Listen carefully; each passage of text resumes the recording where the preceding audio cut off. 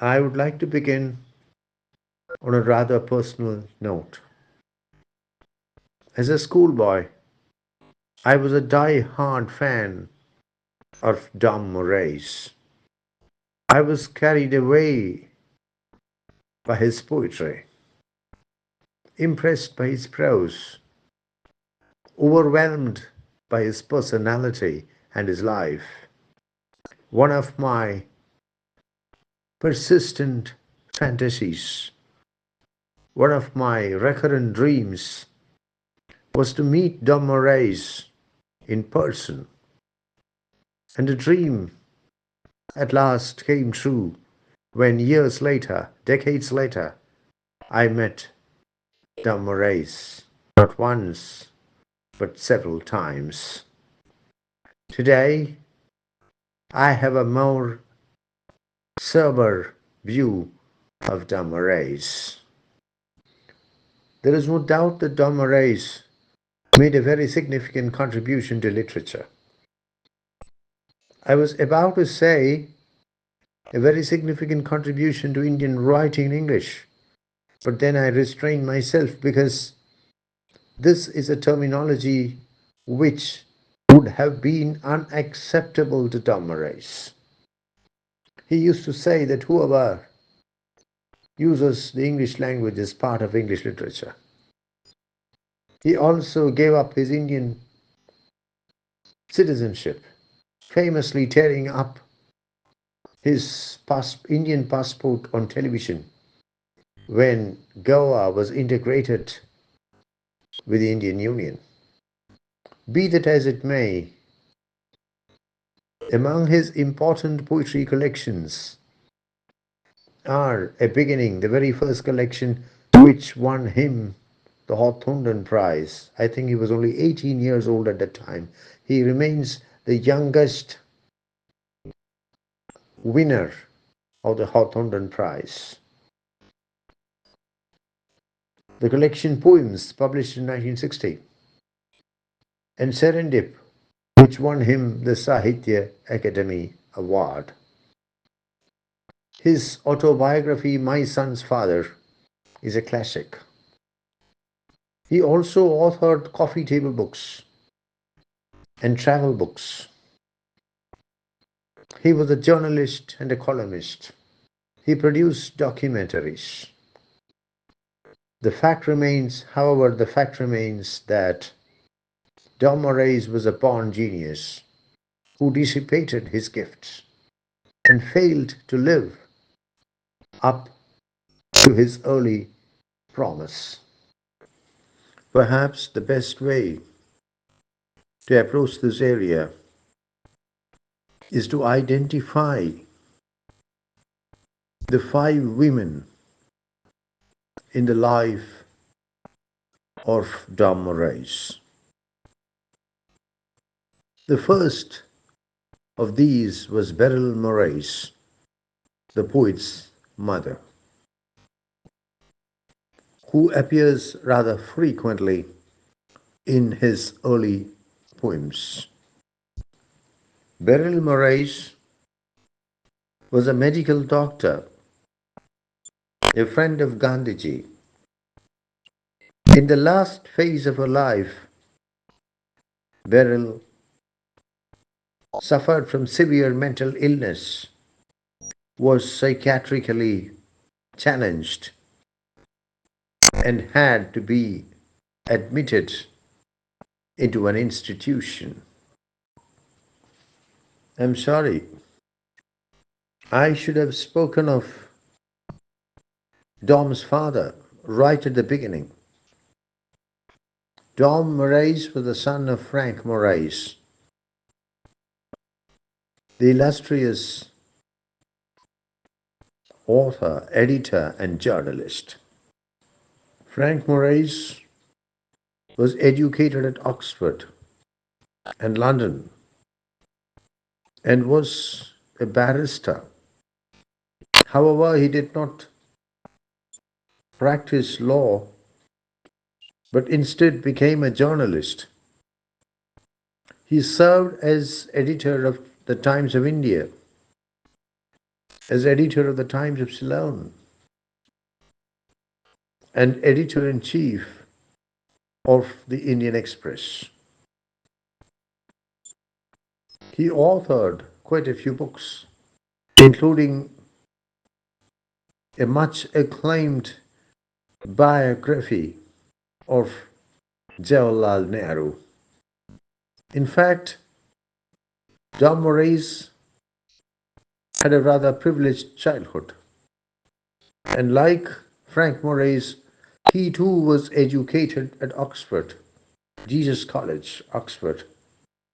Coming back to the women, Dom Moraes had four wives or partners: Henrietta Moraes, Judith Moraes, Leela Naidu, and Sarayu Srivatsa.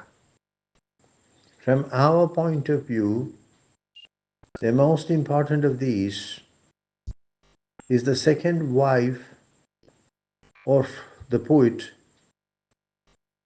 Judith Moraes. Judith Moraes was the daughter of a wing commander.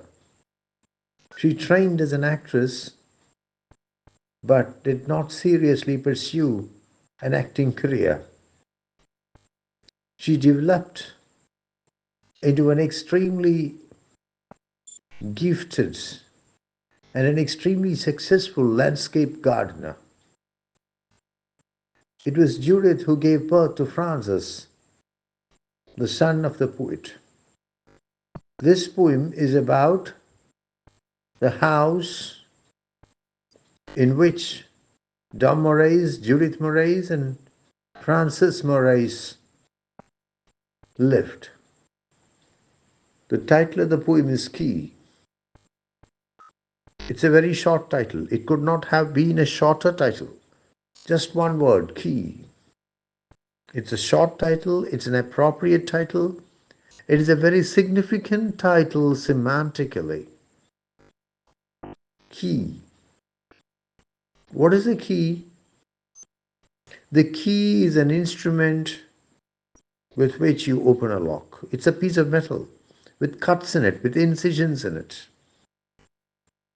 In the present poem, it's the key of a lock, Victorian lock. That's what the poet says. With the key, you open the lock, and consequently, you open the door. And further, you open the house. If you have the key, you enter the house. If you don't have the key, you stand outside the gates. That is the significance of the key. Let us not belittle the key. Let us not trivialize the key. Let us not look down upon the key. It may be a small piece of metal, but using the key, you open the lock, the gate, and the house. Sometimes we use the word key as an adjective. Key figure in the freedom movement of India. Key moment in the evolution of the British Constitution. Here, key means important. In the present poem, of course, it's a reference to a real key, a physical key, but I think we can see it to mean important. Key. It's a key poem in the corpus of Dom Moraes. I think I said that the key in this poem is the key of the lock, the key of the gate, the key of the house. I think I can say something more. It is the key to the personality of the speaker. It is the key to the life of the speaker. It is the key to the biography of the speaker. It is the key with which the speaker unlocks his heart. I am here reminded of William Wordsworth's famous poem, beginning with the words, Scorn not the sonnet. It's about the sonnet. Critics look down upon the sonnet. It's a short literary form, short poetic form. They don't give it sufficient importance. They scorn it. But William Wordsworth says, scorn not the sonnet. Critic, you have frowned, mindless of its just honours. With this key, Shakespeare unlocked his heart. According to William Wordsworth, it was with the key called the sonnet that William Shakespeare unlocked his heart. I would like to say something similar about the present poem. It is with this key.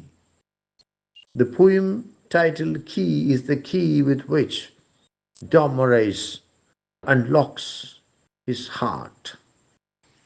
Key is undoubtedly a brilliant house poem. I would like to observe that there is a long and rich tradition of house poetry in Indian writing in English. In fact, Indian poets seem to be obsessed with their houses.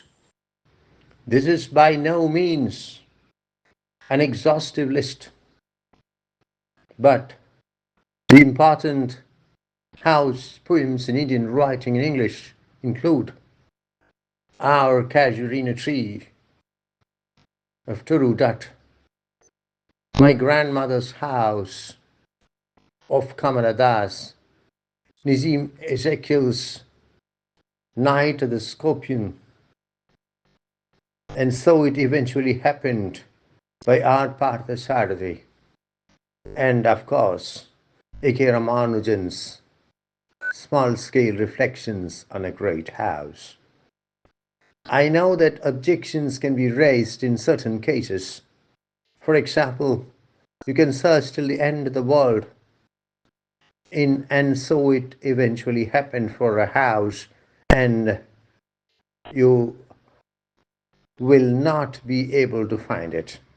The fact is that in the Parthasarathi poem, which is a section of rough passage, the speaker's family conducts a reunion in their ancestral village, and there is no house in the poem because in all probability the house has been sold or even demolished. However, there is a long and rich tradition of house poems in Indian writing in English, and it would be an enriching experience to place the present poem, Key of Dom Moraes, against the backdrop of this tradition.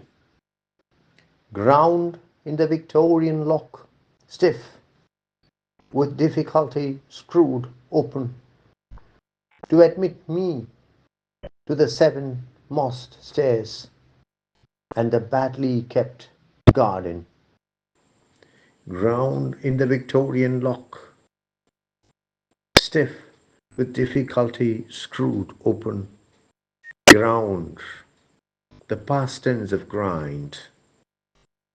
To grind means to reduce something to very small bits, very small pieces, to crush something into powder.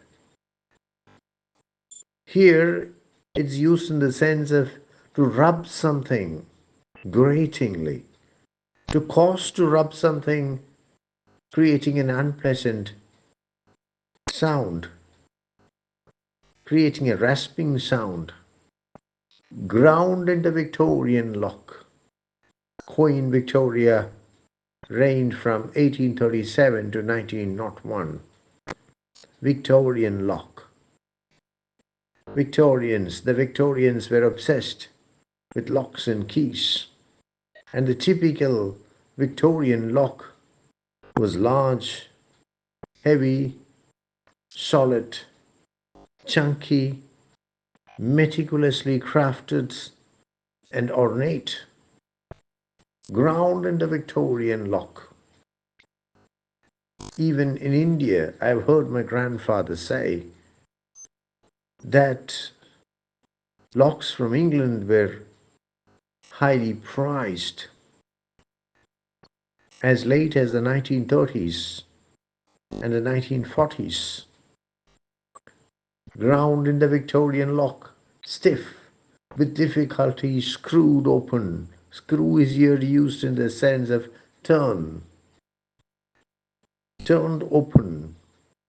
Ground in the Victorian lock, stiff, with difficulty screwed open. The house is locked. The lock is an old one, in fact, a Victorian lock, and it is only with difficulty that the speaker is able to open the lock with his key. To admit me, the lock is opened, the gate is opened, and the speaker enters the compound. To admit me. That is why I said that the key is extremely significant. It is capable of admitting the person into the house, into the compound. To admit me, the speaker suggests that the key is not merely the physical key with which he opens a lock and enters the compound, but also the key which admits him into family life, admits him into his relationships with his wife and his child. To admit me to the sevenmost stairs. The speaker is admitted. How does he gain admission? By using the key. If he does not have the key, he cannot gain admission. To admit me to the sevenmost stairs. Moss is a plant which is flowerless, which is also rootless. It grows in damp habitats. It multiplies through spores. It reproduces through spores. In the UK, you must remember that it rains very frequently, almost every day. And so you find moss everywhere or almost everywhere. To the seven moss stairs. A stair is a flight of steps. I don't know how there are seven moss stairs. Means seven flights of steps. Seven sets of steps. Perhaps the steps are very few in number, 2 or 3. And so there are seven moss stairs. Or maybe the poet uses stairs to mean steps. Usually a stair is a flight of steps. But a stair can also be used to mean just step. To admit me to the sevenmost stairs. Why 7? 7 has always been a mystic number in Hinduism, in Buddhism, in Christianity, in Islam. 7. I think 7 is a sort of favorite number with everybody. The 7 habits of highly efficient people. 7. In the customary Hindu marriage, you have the Saptapadi, the bride and the bridegroom taking 7 steps around a sacred fire. 7 has a special significance in numerology, in astrology. To admit me to the sevenmost stairs, and the badly kept garden. The garden is poorly maintained. The irony is that Judith, the poet's wife, the speaker's wife, later developed into a very famous and successful landscape gardener.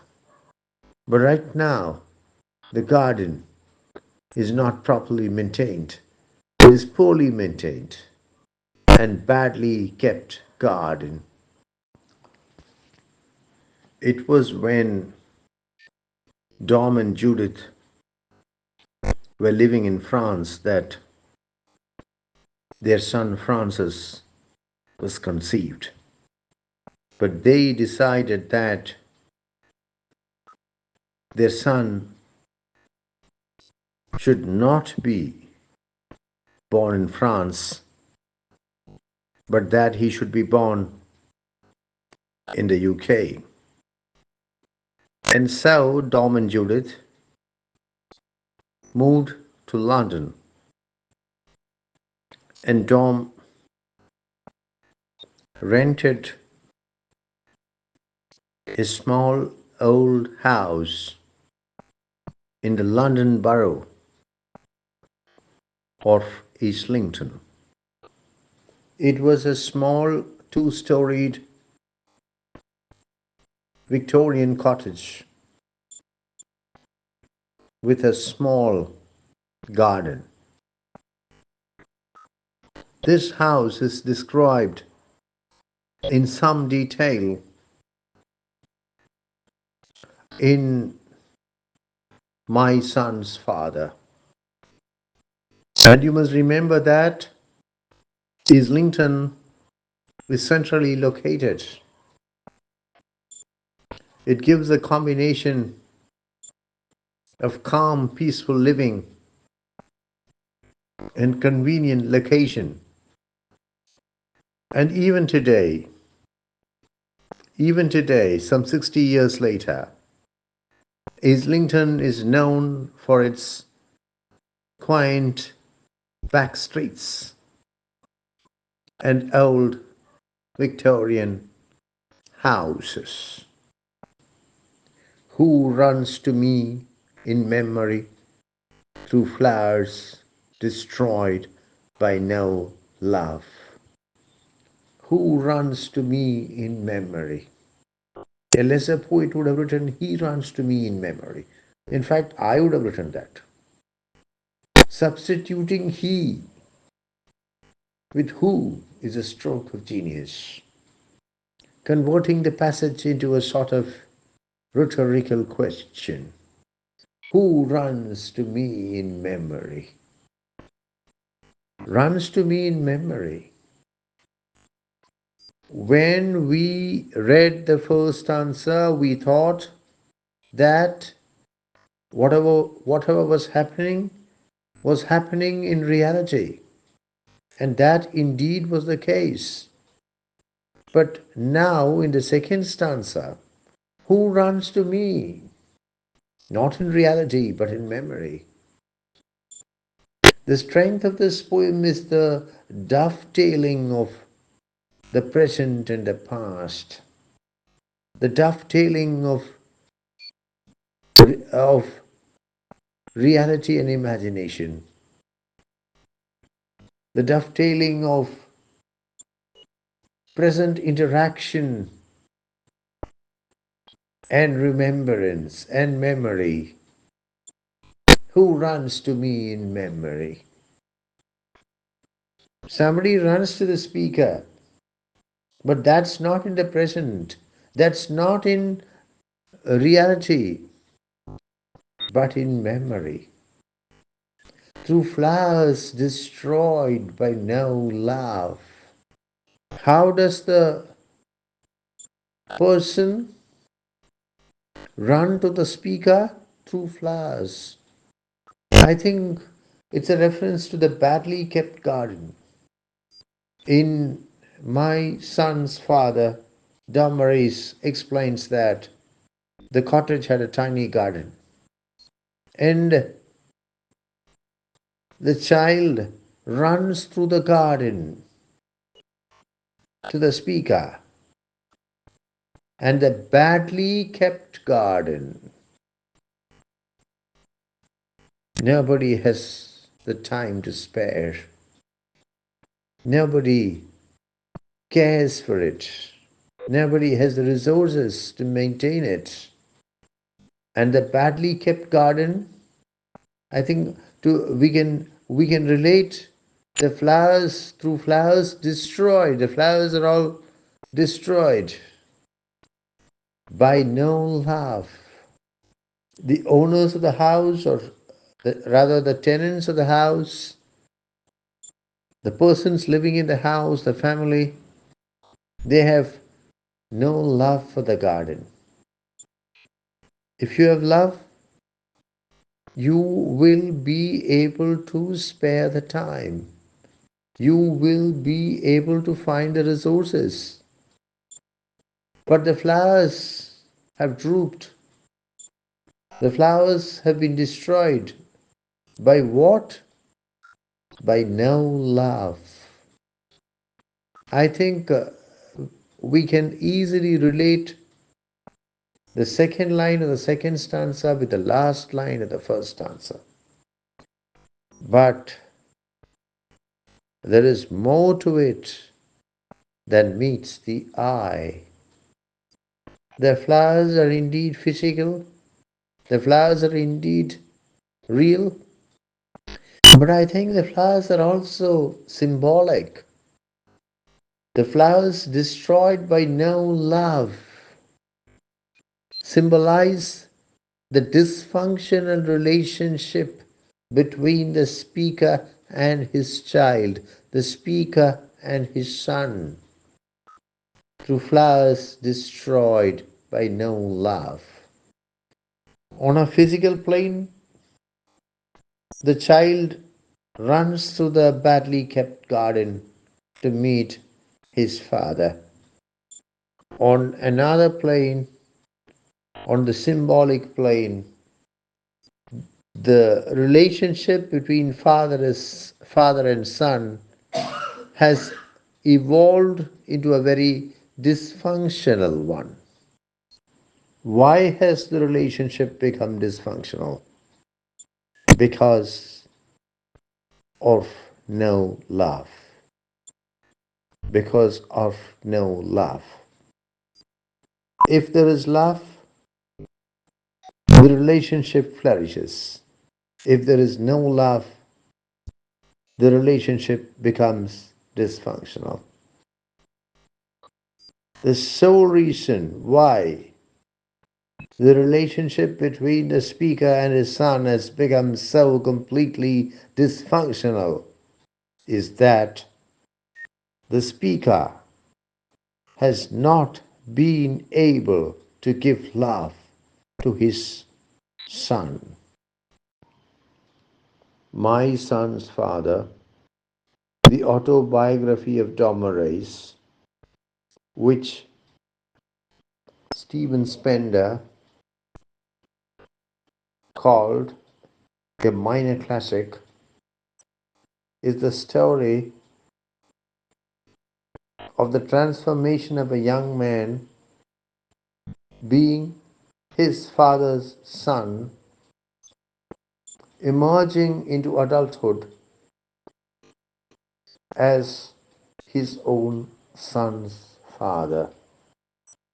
My father's son becomes my son's father. However,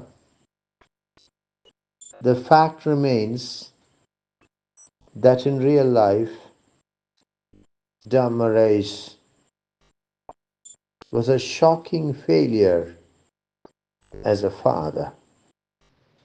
But the child with brown hair and eyes smudged all over with toffee. As I've already observed, the poet does not produce a statement. He converts the statement into a rhetorical question. The poet does not say, "The child runs to me." Instead, the poet asks, Who runs to me? But the child with brown hair and eyes. But the child is of course the son of the speaker. In real life it was Francis. But the child with brown hair and eyes, Judith Moraes, who in later life called herself Jude, frequently called herself Jude, was an English woman. And the child has brown hair and brown eyes. And I think that in real life, Dom Moraes was extremely proud of the brown hair and the brown eyes of his son. He rejected his own Indian identity and constantly attempted to identify himself with the white man. He did not want to be known as part of the Indian tradition of writing in English. And instead, he claimed that whoever uses English for producing literature is part of the tradition of Chaucer. But the child with brown hair and eyes, smudged all over, smudged means smeared all over, especially smeared in a rather dirty manner, smeared in a rather messy manner, smudged all over with toffee. Toffee is a typically English sweet. It's hard, it's made of sugar and butter. Sometimes nuts are also put in it. It is hard, it is firm. But once you start eating it, once you start chewing it, once you start sucking it, it dissolves, it becomes very soft. Smudged all over with toffee. The poet divides what would normally be a single stanza into two stanzas. This is a master stroke. First, he converts the statement into a rhetorical question. Who runs to me? Then, rather unusually, he divides the stanza into two stanzas. Why do I say that this is a masterstroke? As a result of positioning space between the two lines beginning with the words who runs and the two lines beginning with the words but the child, the poet prolongs the weight of the reader. The poet intensifies the anxiety of the reader who wants to know the answer to the question, heightens the tension, and thus makes the poem a finer one, a more successful one, even a greater one. I lick his cheeks, I bounce him in air. 2 bounces, he disappears. I lick his cheeks.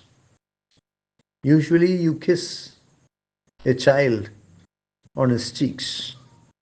But here the speaker goes a step further and licks the cheeks of the child. It's an expression of love. It is an expression of bonding.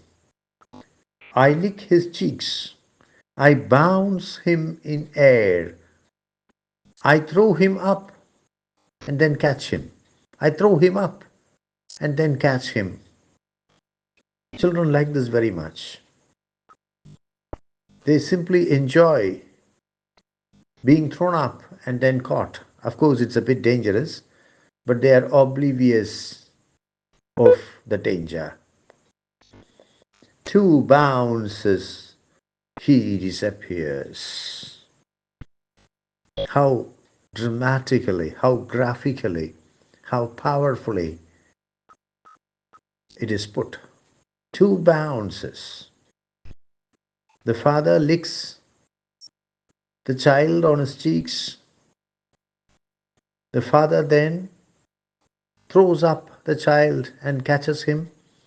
He bounces the child in air twice, two bounces, and then the child disappears. It is as if the child has gone up into space. The father throws the child up, and the child does not descend. The child goes up, up, up, and disappears into the sky. Of course, the poet does not say all these things, but it appears as if this is what happens. Two bounces, he disappears. Please note this, just two bounces. The speaker does not bounce the child even for a third time. The second bounce is sufficient to make the child disappear. This throws brilliant light on the brevity of the stay of the speaker in Islington. In real life, this is exactly what happened. Dom Moraes led a life of bliss with his wife Judith, with his son Francis in Islington, with his beautiful, tiny but beautiful cottage, Victorian cottage, with its small garden. But it turned out to be a very short sojourn. The lifestyle magazine, Society, published in its March 1981 issue, I was a student at the time, a full-length article on Dom Moraes titled The Ballad of Dom Moraes. The article begins with an untitled poem of Dom Moraes. I think it would be a pity if the poem is lost to posterity. And so I reproduce the poem in full, exactly as it was published in the March 1981 issue of Society. The poem comprises 5 stanzas. The third stanza is about the speaker's son. I shall read it to you, and it is very easy to relate this third stanza, this stanza of the poem, with the lines in key which describe how the child disappears. If you ever go down to London town in 20 years or so, ask after me in Islington from the son I used to know. Oh, he was a weird one. He'll tell you, but he was my father. He'll tell you. Unquote. I have always found myself in tears while reading these lines. Key is an extremely moving poem, and I find it difficult to hold back my tears when I read the poem, especially the area where the poet describes how the child disappears after the second bounce. Similarly, the lines in the untitled poem published in Society, which go, ask after me in Islington from the son I used to know. From the son I used to know. I no longer know him now. There was a time I knew him. There was a time I loved him. There was a time I lived with him.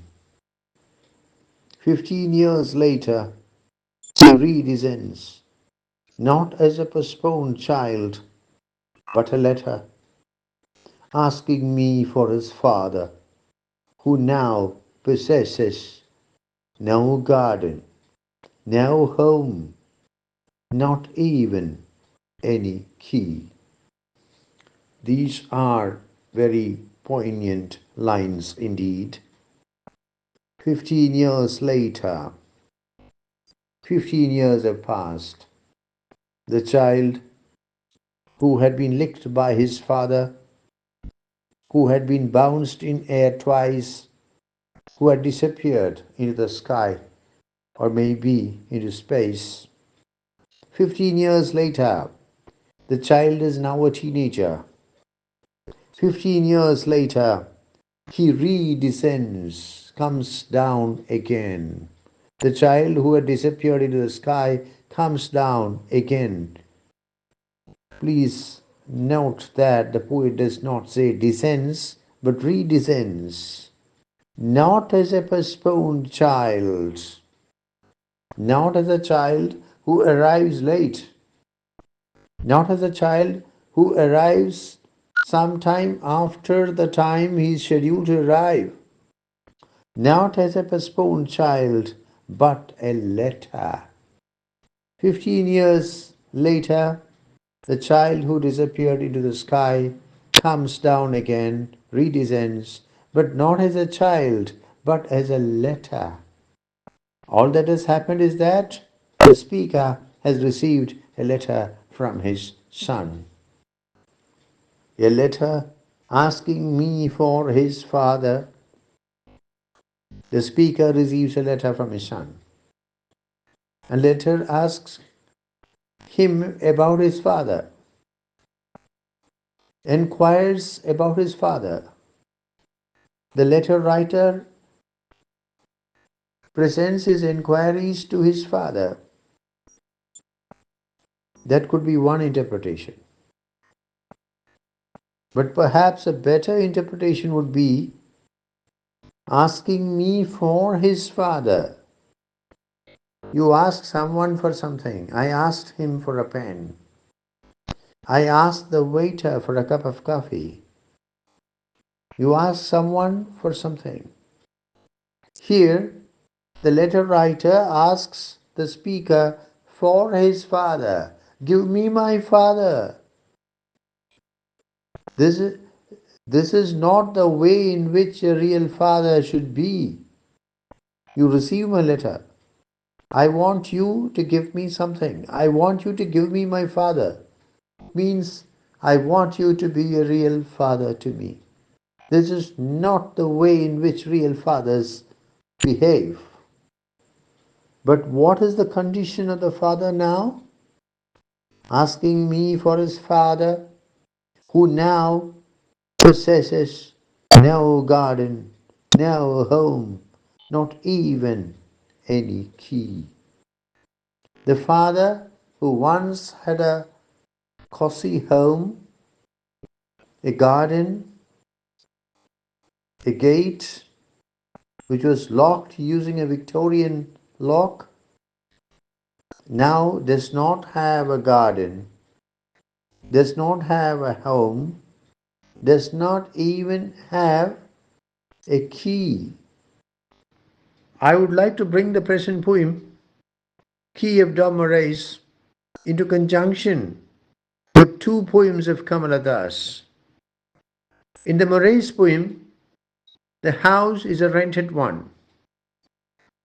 The speaker spends some idyllic years, some blissful years in the house, enjoying life as a father, as a husband, as a family man. But now the house is lost. I would like to work out a comparison and perhaps also a contrast between this poem and two poems of Kamala Das, the first of these being My Grandmother's House. In my grandmother's house, the house is an old Nair Tharawad, some 300 years old. In fact, in real life, it is the Nalapad Tharawad to which Kamala Das belonged. The house is not sold, the house is not demolished, but the speaker loses accessibility to the house, loses her right of entry into the house because the owner of the house, the speaker's grandmother, has died. There is a house now far away where once I received love. That woman died. The second poem of Kamala Das, which I would like to speak of, is Blood. Here too the house is not sold or demolished. The house is the 300-year-old Nalapad Tharawad. But the house is decaying. The house is disintegrating. The house has become dilapidated. And the speaker is unable to do anything to arrest its decline, is unable to keep the word she gave to her great grandmother that she would save the house from destruction. But now it appears that the speaker is compelled to become a mute spectator to the inexorable, seemingly inexorable journey of the house towards complete destruction, towards annihilation. There is no doubt that the poem is brilliantly organized. Dom Moraes is a master of traditional verse. He is one of the very few poets who can use traditional verse with skill. Another poet is Nizim Ezekiel. Most Indian poets prefer free verse. For example, Kamala Das has not written even a single poem in traditional verse. She always uses verse libre. However, while admitting that Dom Moraes is a gifted practitioner of traditional verse, we have also to point out that he is a highly innovative practitioner. In fact, Dom Moraes is probably the only Indian poet whose mastery of traditional verse rivals the mastery of traditional verse of British poets. But unlike many British poets, Dom Moraes is highly experimental, highly innovative, and this can be seen in the present poem itself. Everything about key is experimental, everything about key is innovative. The stanzaic pattern, the meter, the rhyme scheme. The poem comprises 14 lines, but the stanzaic pattern is quite revolutionary. The opening stanza consists of 4 lines, the second stanza of 2 lines, the third and the fourth stanza also of 2 lines, and the last stanza consists of 4 lines. As has already been observed, the poet has very good reasons for dividing the central part of the poem into three stanzas of 2 lines each. The rhyme scheme of the poem is quite unorthodox. The images are all sharp and striking. They are all related to the house. That's quite understandable because at the center of the thematic structure of the poem is an old Victorian house, a small Victorian house, which is extremely cozy and which gives the joy of life to the speaker and his family. So we have images of stairs, locks, keys, garden. We have also images of letters, toffee. There is not much symbolism in this poem, but in the opening stanza, we have the number 7, the 7 steps. To admit me to the 7 moss stairs. The number 7 symbolizes perfection in numerology. 7 is a very significant number in almost all religions, in Islam, in Christianity, in Hinduism. In all these religions, 7 stands for perfection, completeness. In Islam, Muslims walk around the Kaaba in Mecca 7 times.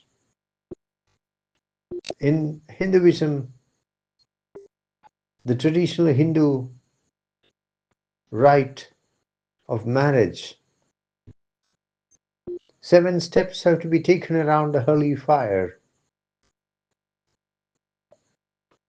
The 7 days of the week, the 7 colors of the rainbow, the 7 continents, the 7 wonders of the world, the 7 Saptaswara, the 7 swaras in Indian music. 7 is a very significant number. And in this poem, we're using the number 7 in the opening stanza. 7 moss stairs. The poet, through his symbolism, conveys with force the nature of the perfection, the nature of the completeness of the life of the speaker and his family in the house. In the last stanza, we have 15, the opening line of the last stanza. 15 years later, he redescends, not as a postponed child, but a letter. 15. What can 15 symbolize? 15 has a very special symbolic meaning in numerology. 15 is 1 and 5. 1 means beginning. 1 means start. 1 stands for a fresh beginning or a fresh start. 5 stands for change. 5 stands for freedom. 5 stands for adventure. 15 years later. Is there some symbolic meaning in the number 15 here? Is the poet trying to convey through the symbolic meaning of the number 15 that he left the house, left the family, left his wife, left his child because he found family life too suffocating? Because he wanted a fresh beginning, a fresh start? Because he wanted change? Because he wanted adventure? Because he wanted to move away from what had become old and stale? The diction used is remarkably simple, but the total effect created using simple, common, everyday words is magical. In fact, one comes across a fluidity in this poem.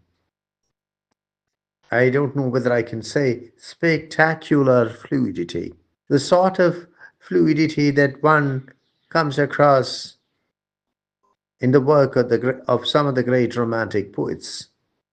I think it would not be an extravagant comparison to compare the golden fluidity that is found in this poem with the golden fluidity that one comes across in the best poetry of the great romantic poet Percy Bysshe Shelley.